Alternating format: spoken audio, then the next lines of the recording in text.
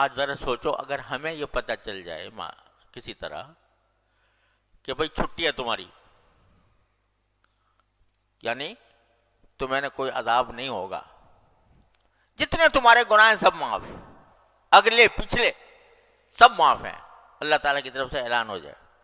پھر دیکھو کیا رنگ رنگیاں مناتے ہیں کہ بھئی چھٹی تو مل گئی،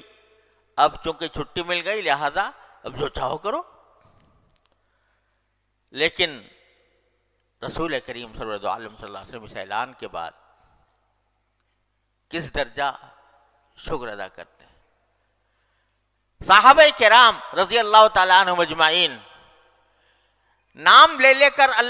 رسول کریم صلی اللہ علیہ وسلم بتا دیا یہ جنت میں ہے، یہ جنت میں ہے، ابو بکر جنت میں ہے، عمر جنت میں ہے، عثمان جنت میں ہے، علی جنت میں ہے، سعد بن ابی وقاص جنت میں ہے، عشرہ مبشرہ جن کو کہا جاتا ہے، نام لے کر خوشخبری سنا دی۔ اس کے باوجود خوشخبری سنا دی جنت میں ہیں، لیکن حضرت عمر رضی اللہ تعالیٰ عنہ حضرت حذیفہ بن یمان سے پوچھ رہے ہیں کہ مجھے یہ بتا دو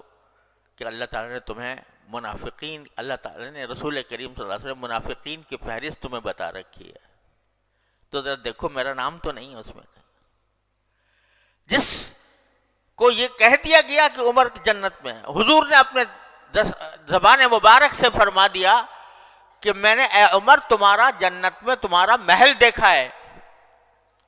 اور میرا دل چاہتا تھا کہ اس میں داخل ہو جاؤں، اندر جا کے اس کو دیکھوں، لیکن مجھے تمہاری غیرت یاد آ گئی، اس وجہ سے میں اس کے اندر نہیں گیا کہ عمر بڑا غیرت مند ہے،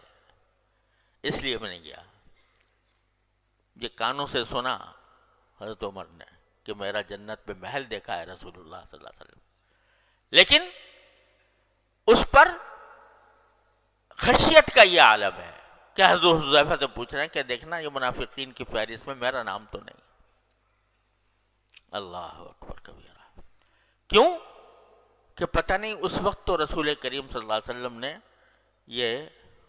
فرما دیا تھا، لیکن کہیں بعد میں مجھ سے کوئی غلطی نہ ہو گئی ہو، بعد میں مجھ سے کوئی ایسی حرکت سرزد نہ ہو گئی ہو۔ اور ایک اتنی پیاری بات ایک مرتبہ حضرت فاروق اعظم رضی اللہ تعالیٰ عنہ نے فرمائی، حضرت ابو موسیٰ اشعری رضی اللہ تعالیٰ عنہ سے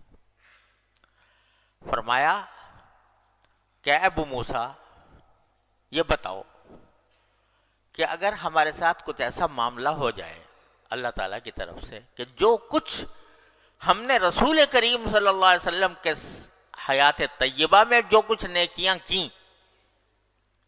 یا جو اعمال ہم نے کیے وہ تو ہمارے پکے ہو جائیں، رسول کریم صلی اللہ علیہ وسلم کے زمانے میں آپ کی حیات طیبہ میں آپ کی موجودگی میں ہم نے جو نیکیاں کی ہیں وہ تو ہمارے لیے پکی ہو جائیں، اور آپ کے بعد ہم نے جو اعمال کیے ہیں ان میں اللہ تعالیٰ ہمیں برابر سرابر چھوڑ دے، برابر سرابر چھوڑ دے۔ کیا معنی کہ نہ اس پر کوئی ثواب ہو اور نہ ہم سے جو کچھ غلطیاں ہوئی ہو ان کے اوپر کوئی عذاب ہو، تو کیا تم اس کو پسند کرو گے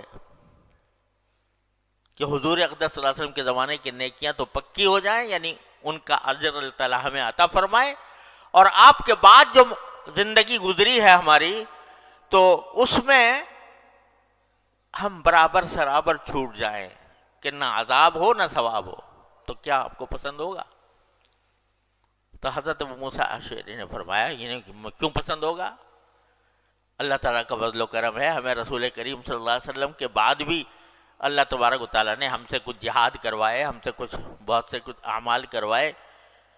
تو ہم تو اللہ تعالیٰ سے امید لگائے ہوئے ہیں کہ اللہ تعالیٰ ان کے اوپر بھی ہمیں نوازیں گے، اجر عطا فرمائیں گے۔ لیکن جواب میں حضرت فاروق اعظم نے فرمایا میں تو اس پر راضی ہوں کہ جو کچھ رسول اللہ صلی اللہ علیہ وسلم کے زمانے میں ہم سے ہوا وہ پکا ہو جائے اور اس پر اللہ تعالیٰ ثواب دے دے اور بعد میں برابر سرابر چھوڑ دے۔ کیا مطلب کہ پتہ نہیں رسول کریم صلی اللہ علیہ وسلم کے زمانے میں آپ نے تو کہہ دیا تھا کہ عمر جنت میں ہے. آپ نے کہہ دیا تھا کہ میں نے محل دیکھا ہے، لیکن آپ کے بعد کہیں مجھ سے کچھ ایسی غلطی نہ ہو گئی ہو کہ جس کی بنا پر میں عذاب کا مستحق ہوں. اس واسطے ڈر رہے ہیں. یہاں تک کہ مرض وفات میں جب زخمی ہو گئے اور زخمی ہو کر وفات کے قریب ہیں تو فرماتے ہیں، اس وقت بھی فرماتے ہیں کہ مجھے تو اللہ تعالیٰ اگر برابر سرابر چھوڑ دے یعنی نہ کوئی اجر عطا فرمائے اور نہ کسی غلطی پر مواخذہ فرمائے تو میں اس پر راضی ہوں. یہ مقام عظمت کا اور یہ مقام خشیت کا، اللہ تعالیٰ کی خشیت کا.